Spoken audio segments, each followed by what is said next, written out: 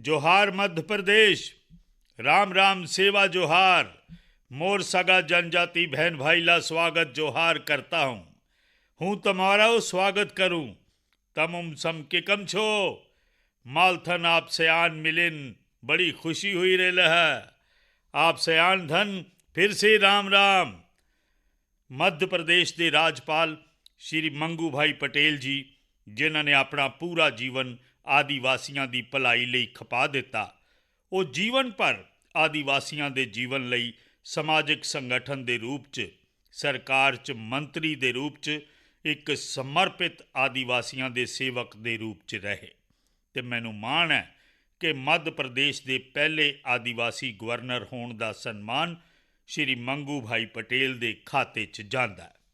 Stage ते विराजमान मध्य प्रदेश के मुख मंत्री श्रीमान शिवराज सिंह चौहान जी, केंद्रीय मंत्रिमंडल च मेरे सहयोगी नरेंद्र सिंह तोमर जी, ज्योतिरादित्य सिंधिया जी, वीरेंद्र कुमार जी, प्रहलाद पटेल जी, फग्गन सिंह कुलस्ते जी, एल मुरुगन जी, MP सरकार के मंत्रीगण, संसद के मेरे सहयोगी सांसद, विधायक साथी ते मध्य प्रदेश के कोने कोने तो सानू सब नू आशीर्वाद देण आए जनजाति समाज के मेरे भरावो ते भैणों, आप सब नू भगवान बिरसा मुंडा के जन्म दिहाड़े के मौके ते बहुत बहुत शुभकामनावां। अज का दिन पूरे देश लई, पूरे जनजाति समाज लई बहुत वड्डा दिन है। अज भारत अपना पहला जनजाति गौरव दिवस मना रहा है। आज़ादी तो बाद देश च पहली वार इन्ने वड्डे पद्धर ते पूरे देश दे जनजाति समाज की कला, संस्कृति, सुतंत्रता अंदोलन ते राष्ट्र निर्माण च उन्हां दे योगदान नूं माण नाल याद किया जा रहा है, उन्हां नूं सन्मान दिता जा रहा है। आज़ादी दे अमृत महोत्सव च इस नवे संकल्प लई मैं पूरे देश नूं बहुत बहुत वधाई दिंदा हाँ। मैं अज इत्थे मध्य प्रदेश के जनजाति समाज का शुक्रिया भी अदा करदा हाँ। बीते अनेकां वरियां च लगातार सानू तुहाडा प्यार, तुहाडा विश्वास मिलिया है। ये प्यार हर पल होर मजबूत हुंदा जा रहा है। आप सब दा यही प्यार सानू तुहाडी सेवा लई दिन रात एक करन दी ऊर्जा दिंदा है। साथियों, इसे सेवा भावना ही अज आदिवासी समाज लई शिवराज जी की सरकार ने कई वड्डियां योजनावां दा शुभ आरंभ किया है। ते अज जदों प्रोग्राम की शुरुआत च मेरे आदिवासी जनजाति समूह के सारे लोग अलग अलग मंच उत्ते गीत दे नाल धूम धाम नाल अपनियां भावनावां प्रगट कर रहे सन, मैं कोशिश की उन्हां गीतां नूं समझण लई, क्योंकि मेरा यह तजर्बा रहा है कि जीवन का एक महत्वपूर्ण समा मैं आदिवासियों के विचकार बिताया ते मैं वेखिया कि उन्हां दी हर गल च कोई ना कोई तत्त ज्ञान हुंदा है। परपज़ ऑफ लाइफ आदिवासी अपने नाच गाने च, अपने गीतां च, अपनियां परंपरावां च बखूबी पेश करते हैं। तो इसे लई अज दे इस गीत के प्रति मेरा ध्यान जाना बहुत सुभाविक सी। ते जदों मैं गीत के शब्दां नूं बारीकी नाल वेखिया तो मैं गीत नूं तां नहीं दोहरा रहा, पर तुसी जो कहा शायद देश भर दे लोकां नूं तुहाडा एक एक शब्द जीवन जीउण दा कारण, जीवन जीउण दा इरादा, जीवन जीउण लई बाखूबी पेश करदा है। तुसी अपने डांस के जरिए, अपने गीत राही अज प्रस्तुत किया कि शरीर 4 दिनां दा है, अंत मिट्टी च मिल जाएगा, खाना पीना खूब किया, रब दा नाम भुलाया। देखो ये आदिवासी सानू की कह रहे ने जी। सचमुच वो सिੱਖਿਅਤ ने, सानू अजे सिखना बाकी है। अगे कहते ने मौज मस्ती च उम्र बिता दिती, जीवन सफल नहीं किया। अपने जीवन च लड़ाई झगड़ा बड़ा किया, घर च कलेश भी खूब किया। जदों अंत समा आया तो मन च पछताउणा फिजूल है। धरती खेत खलियान किसे दे नहीं, अपने मन च गुमान करना फिजूल है। ये धन दौलत किसे काम दे नहीं, इस नूं इत्थे ही छड्ड जाना है। तुसी वेखो इस संगीत च, इस नाच विच जो शब्द कहे गए ने ਉਹ ਜ਼ਿੰਦਗੀ ਦਾ ਉੱਤਮ ਤੱਤ ਗਿਆਨ ਜੰਗਲਾਂ 'ਚ ਜ਼ਿੰਦਗੀ ਗੁਜ਼ਾਰਨ ਵਾਲੇ ਮੇਰੇ ਆਦੀਵਾਸੀ ਭਰਾਵਾਂ ਭੈਣਾਂ ਨੇ ਆਤਮਸਾਤ ਕੀਤਾ ਹੈ। ਇਸ ਤੋਂ ਵੱਡੀ ਕਿਸੇ ਦੇਸ਼ ਦੀ ਤਾਕਤ ਕੀ ਹੋ ਸਕਦੀ ਹੈ? ਇਸ ਤੋਂ ਵੱਡੀ ਕਿਸੇ ਦੇਸ਼ ਦੀ ਵਿਰਾਸਤ ਕੀ ਹੋ ਸਕਦੀ ਹੈ? ਇਸ ਤੋਂ ਵੱਡੀ ਦੇਸ਼ ਦੀ ਪੂੰਜੀ ਕੀ ਹੋ ਸਕਦੀ ਹੈ? ਸਾਥੀਓ, ਇਸੇ ਸੇਵਾ ਭਾਵ ਨਾਲ ਹੀ ਅੱਜ ਆਦੀਵਾਸੀ ਸਮਾਜ ਲਈ ਸ਼ਿਵਰਾਜ ਜੀ ਦੀ ਸਰਕਾਰ ਨੇ ਕਈ ਵੱਡੀਆਂ ਯੋਜਨਾਵਾਂ ਦੀ ਸ਼ੁਰੂਆਤ ਕੀਤੀ ਹੈ। ਰਾਸ਼ਨ ਤੁਹਾਡੇ ਪਿੰਡ ਯੋਜਨਾ ਹੋਵੇ ਜਾਂ ਫਿਰ Madhya Pradesh skill sale mission ਹੋਵੇ, ਇਹ ਦੋਵੇਂ ਪ੍ਰੋਗਰਾਮ ਆਦੀਵਾਸੀ ਸਮਾਜ 'ਚ ਸਿਹਤ ਤੇ ਪੋਸ਼ਣ ਨੂੰ ਬਿਹਤਰ ਬਣਾਉਣ 'ਚ ਅਹਿਮ ਭੂਮਿਕਾ ਨਿਭਾਉਣਗੇ। ਮੈਨੂੰ ਇਸ ਗੱਲ ਦੀ ਵੀ ਤਸੱਲੀ ਹੈ ਕਿ ਪ੍ਰਧਾਨ ਮੰਤਰੀ ਗਰੀਬ ਕਲਿਆਣ ਅੰਨ ਯੋਜਨਾ ਦੇ ਤਹਿਤ ਮੁਫਤ ਰਾਸ਼ਨ ਮਿਲਣ ਨਾਲ ਕੋਰੋਨਾ ਸਮੇਂ ਗਰੀਬ ਆਦੀਵਾਸੀ ਪਰਿਵਾਰਾਂ ਨੂੰ ਇੰਨੀ ਵੱਡੀ ਮਦਦ ਮਿਲੇਗੀ। ਹੁਣ ਜਦੋਂ ਪਿੰਡ 'ਚ ਤੁਹਾਡੇ ਘਰ ਦੇ ਕੋਲ ਸਸਤਾ ਰਾਸ਼ਨ ਪਹੁੰਚੇਗਾ ਤਾਂ ਤੁਹਾਡਾ ਸਮਾਂ ਵੀ ਬਚੇਗਾ ਤੇ ਐਕਸਟਰਾ ਖਰਚੇ ਤੋਂ ਵੀ ਮੁਕਤੀ ਮਿਲੇਗੀ। ਆਯੁਸ਼ਮਾਨ ਭਾਰਤ ਯੋਜਨਾ ਨਾਲ ਪਹਿਲਾਂ ਹੀ ਕਈ ਬਿਮਾਰੀਆਂ ਦਾ ਮੁਫਤ ਇਲਾਜ ਆਦੀਵਾਸੀ ਸਮਾਜ ਨੂੰ ਮਿਲ ਰਿਹਾ ਹੈ, ਦੇਸ਼ ਦੇ ਗਰੀਬਾਂ ਨੂੰ ਮਿਲ ਰਿਹਾ ਹੈ। ਮੈਨੂੰ ਖੁਸ਼ੀ ਹੈ ਕਿ ਮੱਧ ਪ੍ਰਦੇਸ਼ 'ਚ ਜਨਜਾਤੀ ਪਰਿਵਾਰਾਂ 'ਚ ਤੇਜ਼ੀ ਨਾਲ ਮੁਫਤ ਟੀਕਾਕਰਨ ਵੀ ਹੋ ਰਿਹਾ ਹੈ। ਦੁਨੀਆ ਦੇ ਪੜ੍ਹੇ ਲਿਖੇ ਦੇਸ਼ਾਂ 'ਚ ਵੀ ਟੀਕਾਕਰਨ ਨੂੰ ਲੈ ਕੇ ਸਵਾਲੀਆ ਨਿਸ਼ਾਨ ਲਾਉਣ ਦੀਆਂ ਖਬਰਾਂ ਆਉਂਦੀਆਂ ਨੇ, ਪਰ ਮੇਰਾ ਆਦੀਵਾਸੀ ਭੈਣ ਭਰਾ ਟੀਕਾਕਰਨ ਦੇ ਮਹੱਤਵ ਨੂੰ ਸਮਝਦਾ ਵੀ ਹੈ, ਸਵੀਕਾਰਦਾ ਵੀ ਹੈ ਤੇ ਦੇਸ਼ ਨੂੰ ਬਚਾਉਣ 'ਚ ਆਪਣੀ ਭੂਮਿਕਾ ਅਦਾ ਕਰ ਰਿਹਾ ਹੈ। ਇਸ ਤੋਂ ਵੱਡੀ ਸਮਝਦਾਰੀ ਹੋਰ ਕੀ ਹੁੰਦੀ ਹੈ? 100 ਸਾਲ ਦੀ ਇਸ ਸਭ ਤੋਂ ਵੱਡੀ ਮਹਾਮਾਰੀ ਨਾਲ ਸਾਰੀ ਦੁਨੀਆ ਲੜ ਰਹੀ ਹੈ। ਸਭ ਤੋਂ ਵੱਡੀ ਮਹਾਮਾਰੀ ਨਾਲ ਨਜਿੱਠਣ ਲਈ ਜਨਜਾਤੀ ਸਮਾਜ ਦੇ ਸਾਰੇ ਸਾਥੀਆਂ ਦਾ ਵੈਕਸੀਨੇਸ਼ਨ ਲਈ ਅੱਗੇ ਵੱਧ ਕੇ ਆਉਣਾ ਸੱਚਮੁੱਚ ਇਹ ਆਪਣੇ ਆਪ 'ਚ ਫਖਰ ਵਾਲੀ ਘਟਨਾ ਹੈ। ਪੜ੍ਹੇ ਲਿਖੇ ਸ਼ਹਿਰਾਂ 'ਚ ਰਹਿਣ ਵਾਲੇ ਲੋਕਾਂ ਨੂੰ ਮੇਰੇ ਇਹਨਾਂ ਆਦੀਵਾਸੀ ਭਰਾਵਾਂ ਤੋਂ ਬਹੁਤ ਕੁਝ ਸਿੱਖਣ ਵਾਲਾ ਹੈ। ਸਾਥੀਓ, ਅੱਜ ਇੱਥੇ ਭੋਪਾਲ ਆਉਣ ਤੋਂ ਪਹਿਲਾਂ ਮੈਨੂੰ ਰਾਂਚੀ 'ਚ ਭਗਵਾਨ ਬਿਰਸਾ ਮੁੰਡਾ ਸੁਤੰਤਰਤਾ ਸੈਨਾਨੀ ਮਿਊਜ਼ੀਅਮ ਦਾ ਲੋਕਾਰਪਣ ਕਰਨ ਦੀ ਖੁਸ਼ਕਿਸਮਤੀ ਹਾਸਿਲ ਹੋਈ ਹੈ। ਆਜ਼ਾਦੀ ਦੀ ਲੜਾਈ 'ਚ ਜਨਜਾਤੀ ਨਾਇਕ ਨਾਇਕਾਵਾਂ ਦੀਆਂ ਵੀਰ ਗਾਥਾਵਾਂ ਨੂੰ ਦੇਸ਼ ਦੇ ਸਾਹਮਣੇ ਲਿਆਉਣਾ, ਉਸ ਨੂੰ ਨਵੀਂ ਪੀੜ੍ਹੀ ਨਾਲ ਰੂਬਰੂ ਕਰਾਉਣਾ ਸਾਡਾ ਫਰਜ਼ ਹੈ। ਗੁਲਾਮੀ ਦੇ ਸਮੇਂ ਵਿਦੇਸ਼ੀ ਸ਼ਾਸਨ ਦੇ ਖਿਲਾਫ ਖਾਸੀ ਗਾਰੋ ਅੰਦੋਲਨ, ਮੀਜ਼ੋ ਅੰਦੋਲਨ, ਕੋਲ ਅੰਦੋਲਨ ਸਣੇ ਕਈ ਲੜਾਈਆਂ ਹੋਈਆਂ। ਗੌਂਡ ਮਹਾਰਾਣੀ ਵੀਰ ਦੁਰਗਾਵਤੀ ਦੀ ਬਹਾਦਰੀ ਹੋਏ ਜਾਂ ਫਿਰ ਰਾਣੀ ਕਮਲਾਪਤੀ ਦਾ ਬਲੀਦਾਨ, ਦੇਸ਼ ਇਹਨਾਂ ਨੂੰ ਭੁੱਲ ਨਹੀਂ ਸਕਦਾ। ਵੀਰ ਮਹਾਰਾਣਾ ਪ੍ਰਤਾਪ ਦੇ ਸੰਘਰਸ਼ ਦੀ ਕਲਪਨਾ ਉਹਨਾਂ ਬਹਾਦਰ ਭੀਲਾਂ ਤੋਂ ਬਿਨਾਂ ਨਹੀਂ ਕੀਤੀ ਜਾ ਸਕਦੀ, ਜਿਨ੍ਹਾਂ ਨੇ ਮੋਢੇ ਨਾਲ ਮੋਢਾ ਲਾ ਕੇ ਰਾਣਾ ਪ੍ਰਤਾਪ ਦੇ ਨਾਲ ਜੰਗ ਦੇ ਮੈਦਾਨ 'ਚ ਆਪਣੇ ਆਪ ਨੂੰ ਬਲੀ ਚੜ੍ਹਾ ਦਿੱਤਾ ਸੀ। ਅਸੀਂ ਸਾਰੇ ਇਹਨਾਂ ਦੇ ਕਰਜ਼ਦਾਰ ਹਾਂ। ਅਸੀਂ ਇਸ ਕਰਜ਼ ਨੂੰ ਕਦੇ ਨਹੀਂ ਉਤਾਰ ਸਕਦੇ, ਪਰ ਆਪਣੀ ਇਸ ਵਿਰਾਸਤ ਨੂੰ ਸੰਭਾਲ ਕੇ ਉਸ ਨੂੰ ਸਹੀ ਥਾਂ ਦੇ ਕੇ ਆਪਣੀ ਜ਼ਿੰਮੇਵਾਰੀ ਜ਼ਰੂਰ ਨਿਭਾ ਸਕਦੇ ਹਾਂ। ਭਰਾਵੋ ਤੇ ਭੈਣੋ, ਅੱਜ ਜਦੋਂ ਮੈਂ ਤੁਹਾਡੇ ਨਾਲ ਆਪਣੀ ਵਿਰਾਸਤ ਨੂੰ ਸੰਭਾਲਣ ਦੀ ਗੱਲ ਕਰ ਰਿਹਾ ਤਾਂ ਦੇਸ਼ ਦੇ ਨਾਮੀ ਇਤਿਹਾਸਕਾਰ ਸ਼ਿਵ ਸ਼ਾਹੀਰ ਬਾਘਾ ਸਾਹਿਬ ਪੁਰੰਦਰੇ ਜੀ ਨੂੰ ਵੀ ਯਾਦ ਕਰਾਂਗਾ। ਅੱਜ ਹੀ ਸਵੇਰੇ ਪਤਾ ਚੱਲਿਆ ਕਿ ਉਹ ਸਾਨੂੰ ਛੱਡ ਕੇ ਚਲੇ ਗਏ, ਅਕਾਲ ਚਲਾਣਾ ਕਰ ਗਏ ਨੇ। ਪਦਮ ਵਿਭੂਸ਼ਣ ਬਾਬਾ ਸਾਹਿਬ ਪੁਰੰਦਰੇ ਜੀ ਨੇ ਛਤਰਪਤੀ ਸ਼ਿਵਾਜੀ ਮਹਾਰਾਜ ਦੇ ਜੀਵਨ ਨੂੰ, ਉਹਨਾਂ ਦੇ ਇਤਿਹਾਸ ਨੂੰ ਆਮ ਲੋਕਾਂ ਤੱਕ ਪਹੁੰਚਾਉਣ 'ਚ ਜੋ ਯੋਗਦਾਨ ਦਿੱਤਾ ਉਹ ਅਮੁੱਲ ਹੈ। ਇੱਥੇ ਦੀ ਸਰਕਾਰ ਨੇ ਉਹਨਾਂ ਨੂੰ ਕਾਲੀਦਾਸ ਪੁਰਸਕਾਰ ਵੀ ਦਿੱਤਾ ਸੀ। ਛਤਰਪਤੀ ਸ਼ਿਵਾਜੀ ਮਹਾਰਾਜ ਦੇ ਜਿਨ੍ਹਾਂ ਆਦਰਸ਼ਾਂ ਨੂੰ ਬਾਬਾ ਸਾਹਿਬ ਪੁਰੰਦਰੇ ਜੀ ਨੇ ਦੇਸ਼ ਦੇ ਸਾਹਮਣੇ ਰੱਖਿਆ, ਉਹ ਆਦਰਸ਼ ਸਾਨੂੰ ਲਗਾਤਾਰ ਪ੍ਰੇਰਣਾ ਦਿੰਦੇ ਰਹਿਣਗੇ। ਮੈਂ ਬਾਬਾ ਸਾਹਿਬ ਪੁਰੰਦਰੇ ਜੀ ਨੂੰ ਆਪਣੀ ਭਾਵਪੂਰਨ ਸ਼ਰਧਾਂਜਲੀ ਦਿੰਦਾ ਹਾਂ। ਸਾਥੀਓ, ਅੱਜ ਜਦੋਂ ਅਸੀਂ ਰਾਸ਼ਟਰੀ ਮੰਚਾਂ ਤੋਂ ਰਾਸ਼ਟਰੀ ਨਿਰਮਾਣ ਵਿੱਚ ਜਨਜਾਤੀ ਸਮਾਜ ਦੇ ਯੋਗਦਾਨ ਦੀ ਚਰਚਾ ਕਰਦੇ ਹਾਂ ਤਾਂ ਕੁਝ ਲੋਕਾਂ ਨੂੰ ਜ਼ਰਾ ਹੈਰਾਨੀ ਹੁੰਦੀ ਹੈ। ਅਜਿਹੇ ਲੋਕਾਂ ਨੂੰ ਵਿਸ਼ਵਾਸ ਹੀ ਨਹੀਂ ਹੁੰਦਾ ਕਿ ਜਨਜਾਤੀ ਸਮਾਜ ਦਾ ਭਾਰਤ ਦੀ ਸੰਸਕ੍ਰਿਤੀ ਨੂੰ ਮਜ਼ਬੂਤ ਕਰਨ 'ਚ ਕਿੰਨਾ ਵੱਡਾ ਯੋਗਦਾਨ ਰਿਹਾ ਹੈ। ਇਸ ਦੀ ਵਜ੍ਹਾ ਇਹ ਹੈ ਕਿ ਜਨਜਾਤੀ ਸਮਾਜ ਦੇ ਯੋਗਦਾਨ ਬਾਰੇ 'ਚ ਜਾਂ ਤਾਂ ਦੇਸ਼ ਨੂੰ ਦੱਸਿਆ ਹੀ ਨਹੀਂ ਗਿਆ, ਹਨੇਰੇ 'ਚ ਰੱਖਣ ਦੀ ਭਰਪੂਰ ਕੋਸ਼ਿਸ਼ ਕੀਤੀ ਗਈ ਤੇ ਜੇ ਦੱਸਿਆ ਵੀ ਗਿਆ ਤਾਂ ਬਹੁਤ ਹੀ ਸੀਮਿਤ ਦਾਇਰੇ 'ਚ ਜਾਣਕਾਰੀ ਦਿੱਤੀ ਗਈ। ਇਹ ਇਸ ਲਈ ਹੋਇਆ ਕਿਉਂਕਿ ਆਜ਼ਾਦੀ ਤੋਂ ਬਾਅਦ ਦਹਾਕਿਆਂ ਤੱਕ ਜਿਨ੍ਹਾਂ ਨੇ ਦੇਸ਼ 'ਚ ਸਰਕਾਰ ਚਲਾਈ, ਉਹਨਾਂ ਨੇ ਆਪਣੀ ਸਵਾਰਥ ਭਰੀ ਰਾਜਨੀਤੀ ਨੂੰ ਹੀ ਪਹਿਲ ਦਿੱਤੀ।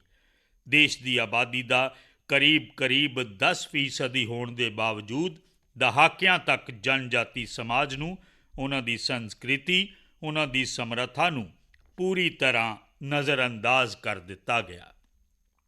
ਆਦੀਵਾਸੀਆਂ ਦਾ ਦੁੱਖ, ਉਹਨਾਂ ਦੀ ਤਕਲੀਫ, ਬੱਚਿਆਂ ਦੀ ਸਿੱਖਿਆ, ਆਦੀਵਾਸੀਆਂ ਦੀ ਤੰਦਰੁਸਤੀ ਉਹਨਾਂ ਲੋਕਾਂ ਲਈ ਕੋਈ ਮਾਅਨੇ ਨਹੀਂ ਰੱਖਦਾ ਸੀ। ਸਾਥੀਓ, ਭਾਰਤ ਦੀ ਸਾਂਸਕ੍ਰਿਤਿਕ ਯਾਤਰਾ 'ਚ ਜਨਜਾਤੀ ਸਮਾਜ ਦਾ ਯੋਗਦਾਨ ਅਟੁੱਟ ਰਿਹਾ ਹੈ। ਤੁਸੀਂ ਆਪ ਹੀ ਦੱਸੋ, ਜਨਜਾਤੀ ਸਮਾਜ ਦੇ ਯੋਗਦਾਨ ਤੋਂ ਬਿਨਾਂ ਕੀ ਪ੍ਰਭੂ ਰਾਮ ਦੇ ਜੀਵਨ 'ਚ ਸਫਲਤਾਵਾਂ ਦੀ ਕਲਪਨਾ ਕੀਤੀ ਜਾ ਸਕਦੀ ਹੈ? ਬਿਲਕੁਲ ਨਹੀਂ। ਵਨਵਾਸੀਆਂ ਨਾਲ ਬਿਤਾਏ ਸਮੇਂ ਨੇ ਇੱਕ ਰਾਜਕੁਮਾਰ ਨੂੰ ਮਰਿਆਦਾ ਪੁਰਸ਼ੋਤਮ ਬਣਾਉਣ 'ਚ ਅਹਿਮ ਯੋਗਦਾਨ ਦਿੱਤਾ। ਵਨਵਾਸ ਦੇ ਉਸ ਵੇਲੇ 'ਚ ਪ੍ਰਭੂ ਰਾਮ ਨੇ ਵਨਵਾਸੀ ਸਮਾਜ ਦੀ ਪਰੰਪਰਾ, ਰੀਤੀ ਰਿਵਾਜ, ਰਹਿਣ ਸਹਿਣ ਦੇ ਤੌਰ ਤਰੀਕੇ, ਜੀਵਨ ਦੇ ਹਰ ਪਹਿਲੂ ਤੋਂ ਪ੍ਰੇਰਣਾ ਲਈ ਸੀ।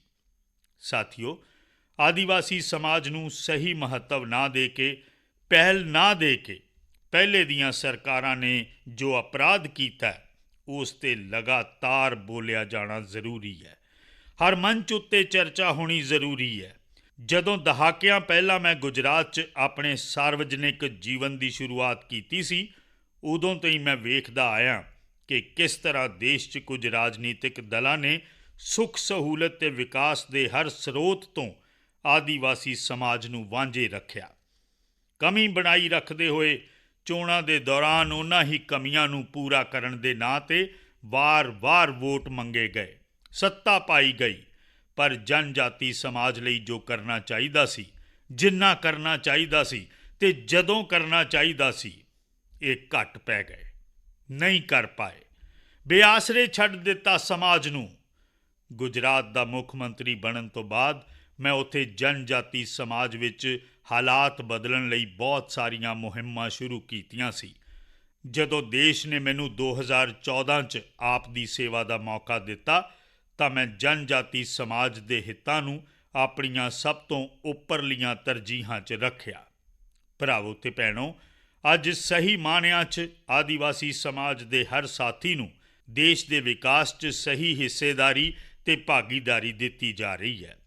ਅੱਜ ਭਾਵੇਂ ਗਰੀਬਾਂ ਦੇ ਘਰ ਹੋਣ, ਸ਼ੌਚਾਲੇ ਹੋਣ, ਮੁਫਤ ਬਿਜਲੀ ਤੇ ਗੈਸ ਕਨੈਕਸ਼ਨ ਹੋਣ, ਸਕੂਲ ਹੋਵੇ, ਸੜਕ ਹੋਵੇ, ਮੁਫਤ ਇਲਾਜ ਹੋਵੇ, ਇਹ ਸਭ ਕੁਝ ਜਿਸ ਰਫ਼ਤਾਰ ਨਾਲ ਦੇਸ਼ ਦੇ ਬਾਕੀ ਹਿੱਸੇ 'ਚ ਹੋ ਰਿਹਾ, ਉਸੇ ਰਫ਼ਤਾਰ ਨਾਲ ਆਦੀਵਾਸੀ ਖੇਤਰਾਂ 'ਚ ਵੀ ਹੋ ਰਿਹਾ। ਬਾਕੀ ਦੇਸ਼ ਦੇ ਕਿਸਾਨਾਂ ਦੇ ਬੈਂਕ ਖਾਤੇ 'ਚ ਜੇ ਹਜ਼ਾਰਾਂ ਕਰੋੜ ਰੁਪਏ ਸਿੱਧੇ ਪਹੁੰਚ ਰਹੇ ਨੇ ਤਾਂ ਆਦੀਵਾਸੀ ਖੇਤਰਾਂ ਦੇ ਕਿਸਾਨਾਂ ਨੂੰ ਵੀ ਉਸੇ ਸਮੇਂ ਮਿਲ ਰਹੇ ਨੇ। ਅੱਜ ਜੇ ਦੇਸ਼ ਦੇ ਕਰੋੜਾਂ ਪਰਿਵਾਰਾਂ ਨੂੰ ਸਾਫ਼ ਪਾਣੀ ਪਾਈਪ ਰਾਹੀਂ ਘਰ ਘਰ ਪਹੁੰਚਾਇਆ ਜਾ ਰਿਹਾ ਤਾਂ ਇਹ ਉਸੇ ਇੱਛਾ ਸ਼ਕਤੀ ਦੇ ਨਾਲ, ਓਨੀ ਹੀ ਸਪੀਡ ਨਾਲ ਆਦੀਵਾਸੀ ਪਰਿਵਾਰਾਂ ਤੱਕ ਵੀ ਪਹੁੰਚਾਉਣ ਦਾ ਕੰਮ ਤੇਜ਼ੀ ਨਾਲ ਚੱਲ ਰਿਹਾ ਹੈ। ਵਰਨਾ ਇੰਨੇ ਸਾਲਾਂ ਤੱਕ ਜਨਜਾਤੀ ਖੇਤਰਾਂ ਦੀਆਂ ਧੀਆਂ ਭੈਣਾਂ ਨੂੰ ਪਾਣੀ ਲਈ ਕਿੰਨਾ ਪਰੇਸ਼ਾਨ ਹੋਣਾ ਪੈਂਦਾ ਸੀ।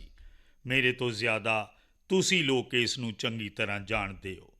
ਮੈਨੂੰ ਖੁਸ਼ੀ ਹੈ ਕਿ ਜਲ ਜੀਵਨ ਮਿਸ਼ਨ ਦੇ ਤਹਿਤ ਮੱਧ ਪ੍ਰਦੇਸ਼ ਦੇ ਪੇਂਡੂ ਇਲਾਕਿਆਂ 'ਚ 30 ਲੱਖ ਪਰਿਵਾਰਾਂ ਨੂੰ ਹੁਣ ਨਲ ਤੋਂ ਜਲ ਮਿਲਣਾ ਸ਼ੁਰੂ ਹੋ ਗਿਆ ਹੈ ਤੇ ਇਸ 'ਚ ਵੀ ਜ਼ਿਆਦਾਤਰ ਸਾਡੇ ਆਦੀਵਾਸੀ ਇਲਾਕਿਆਂ ਦੇ ਹੀ ਨੇ।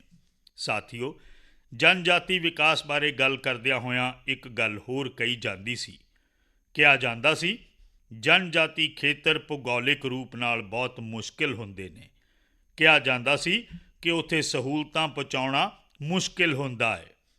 ਕੰਮ ਨਾ ਕਰਨ ਦੇ ਬਹਾਨੇ ਸੀ। ਇਹੀ ਬਹਾਨਾ ਕਰਕੇ ਜਨਜਾਤੀ ਸਮਾਜ ਵਿੱਚ ਸਹੂਲਤਾਂ ਨੂੰ ਕਦੇ ਪਹਿਲ ਨਹੀਂ ਦਿੱਤੀ ਗਈ। ਉਹਨਾਂ ਨੂੰ ਆਪਣੀ ਕਿਸਮਤ 'ਤੇ ਹੀ ਛੱਡ ਦਿੱਤਾ ਗਿਆ। ਸਾਥੀਓ, ਐਸੀ ਹੀ ਰਾਜਨੀਤੀ, ਐਸੀ ਹੀ ਸੋਚ ਦੇ ਕਾਰਨ ਆਦੀਵਾਸੀ ਜ਼ਿਆਦਾ ਤਾਦਾਦ ਵਾਲੇ ਜ਼ਿਲ੍ਹੇ ਵਿਕਾਸ ਦੀ ਬੁਨਿਆਦੀ ਸੁਵਿਧਾਵਾਂ ਤੋਂ ਵੀ ਵਾਂਝੇ ਰਹਿ ਗਏ। ਜਿੱਥੇ ਇਹਨਾਂ ਦੇ ਵਿਕਾਸ ਲਈ ਕੋਸ਼ਿਸ਼ਾਂ ਹੋਣੀਆਂ ਚਾਹੀਦੀਆਂ ਸਨ, ਪਰ ਇਹਨਾਂ ਜ਼ਿਲ੍ਹਿਆਂ ਉੱਪਰ ਪਿਛੜੇ ਹੋਣ ਦਾ ਇੱਕ ਟੈਗ ਲਾ ਦਿੱਤਾ ਗਿਆ। ਭੈਣੋ ਤੇ ਭਰਾਵੋ, ਕੋਈ ਰਾਜ, ਕੋਈ ਜ਼ਿਲ੍ਹਾ, ਕੋਈ ਵਿਅਕਤੀ, ਕੋਈ ਸਮਾਜ ਵਿਕਾਸ ਦੀ ਦੌੜ 'ਚ ਪਿੱਛੇ ਨਹੀਂ ਰਹਿਣਾ ਚਾਹੁੰਦਾ। ਹਰ ਵਿਅਕਤੀ, ਹਰ ਸਮਾਜ ਚਾਹਵਾਨ ਹੁੰਦਾ, ਉਸ ਦੇ ਵੀ ਸੁਪਨੇ ਹੁੰਦੇ ਨੇ। ਸਾਲਾਂ ਸਾਲ ਵਾਂਝੇ ਰੱਖੇ ਗਏ ਇਹਨਾਂ ਸੁਪਨਿਆਂ, ਇਹਨਾਂ ਚਾਹਤਾਂ ਨੂੰ ਉਡਾਨ ਦੇਣ ਦੀ ਕੋਸ਼ਿਸ਼ ਅੱਜ ਸਾਡੀ ਸਰਕਾਰ ਦੀ ਪਹਿਲ ਹੈ। ਤੁਹਾਡੇ ਆਸ਼ੀਰਵਾਦ ਨਾਲ ਅੱਜ ਉਹਨਾਂ 100 ਤੋਂ ਜ਼ਿਆਦਾ ਜ਼ਿਲ੍ਹਿਆਂ 'ਚ ਵਿਕਾਸ ਦੀਆਂ ਇੱਛਾਵਾਂ ਨੂੰ ਪੂਰਾ ਕੀਤਾ ਜਾ ਰਿਹਾ ਹੈ। ਅੱਜ ਜਿੰਨੀਆਂ ਵੀ ਭਲਾਈ ਦੀਆਂ ਯੋਜਨਾਵਾਂ ਕੇਂਦਰ ਸਰਕਾਰ ਬਣਾ ਰਹੀ ਹੈ, ਉਹਨਾਂ 'ਚ ਆਦੀਵਾਸੀ ਸਮਾਜ ਬਹੁ ਗਿਣਤੀ ਚਾਹਵਾਨ ਜ਼ਿਲ੍ਹਿਆਂ ਨੂੰ ਪਹਿਲ ਦਿੱਤੀ ਜਾ ਰਹੀ ਹੈ। ਆਕਾਂਕਸ਼ੀ ਜ਼ਿਲ੍ਹੇ ਜਾਂ ਫਿਰ ਐਸੇ ਜ਼ਿਲ੍ਹੇ ਜਿੱਥੇ ਹਸਪਤਾਲਾਂ ਦੀ ਘਾਟ ਹੈ, ਉੱਥੇ 150 ਤੋਂ ਜ਼ਿਆਦਾ ਮੈਡੀਕਲ ਕਾਲਜ ਪ੍ਰਵਾਨ ਕੀਤੇ ਜਾ ਚੁੱਕੇ ਨੇ। ਸਾਥੀਓ, ਦੇਸ਼ ਦਾ ਜਨਜਾਤੀ ਖੇਤਰ ਸਰੋਤਾਂ ਦੇ ਰੂਪ 'ਚ ਸੰਪਦਾ ਦੇ ਮਾਮਲੇ 'ਚ ਹਮੇਸ਼ਾ ਖੁਸ਼ਹਾਲ ਰਿਹਾ ਹੈ, ਪਰ ਜੋ ਪਹਿਲਾਂ ਸਰਕਾਰ 'ਚ ਰਹੇ ਉਹ ਇਹਨਾਂ ਖੇਤਰਾਂ ਨੂੰ ਨਿਚੋੜਨ ਦੀ ਨੀਤੀ 'ਤੇ ਚੱਲੇ।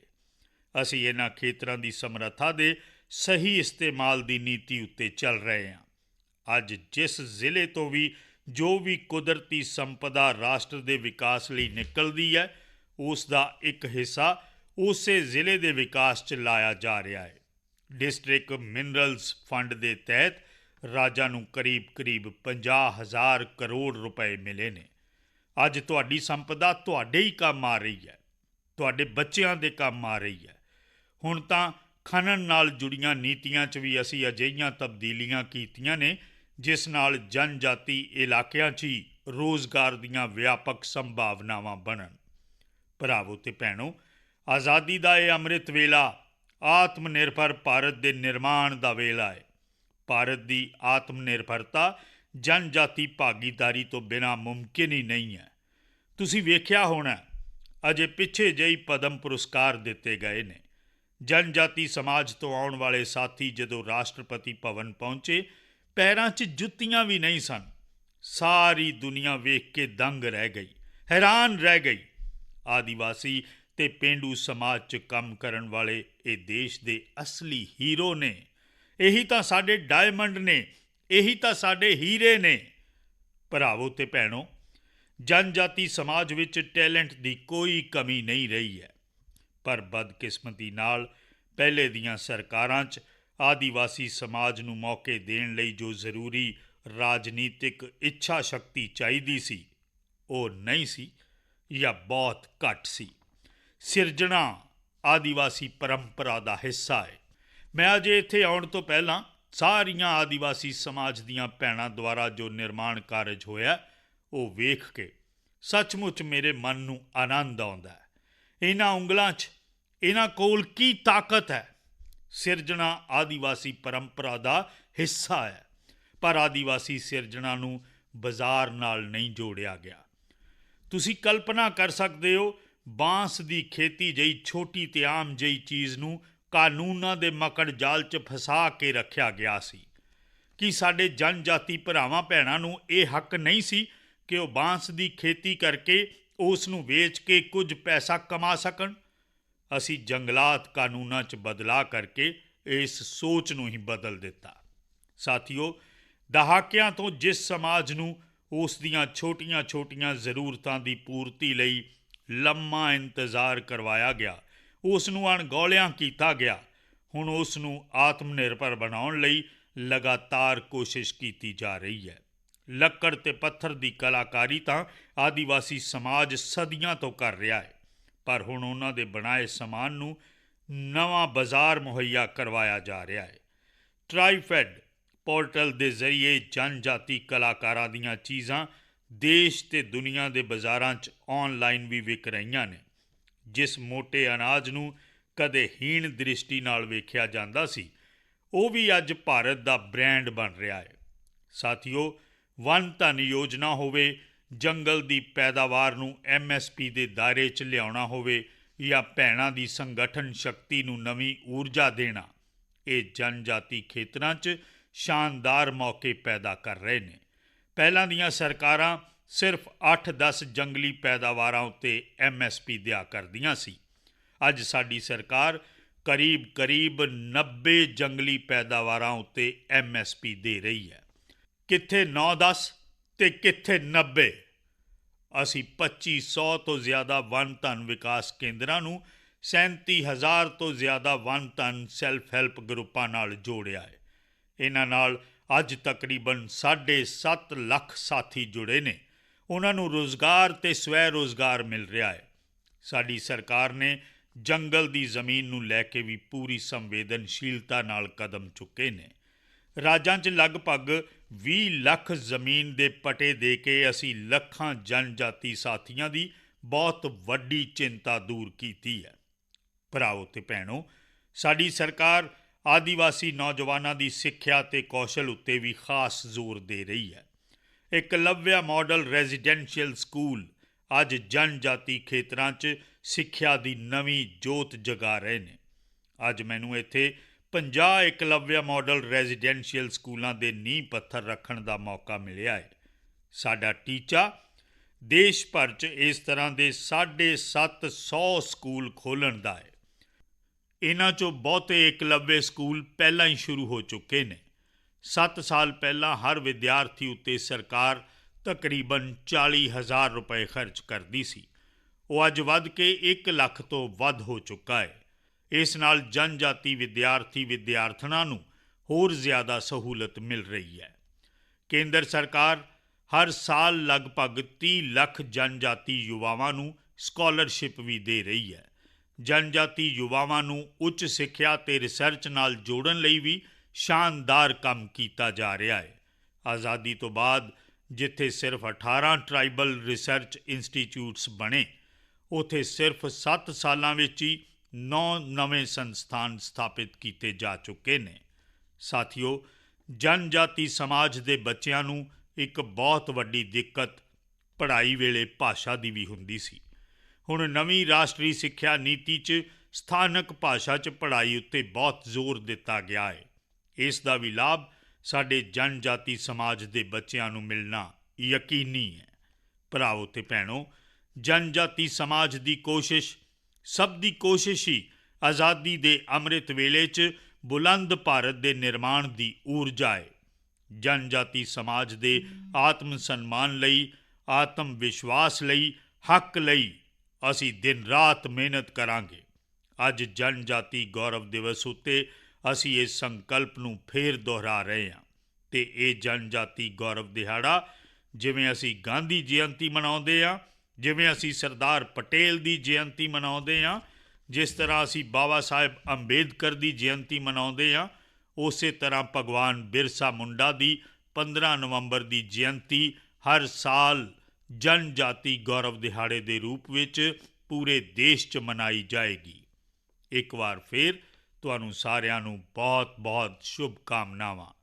ਮੇਰੇ ਨਾਲ ਦੋਵੇਂ ਹੱਥ ਉੱਪਰ ਕਰਕੇ ਪੂਰੀ ਤਾਕਤ ਨਾਲ ਬੋਲੋ, ਭਾਰਤ ਮਾਤਾ ਕੀ ਜੈ, ਭਾਰਤ ਮਾਤਾ ਕੀ ਜੈ, ਭਾਰਤ ਮਾਤਾ ਕੀ ਜੈ।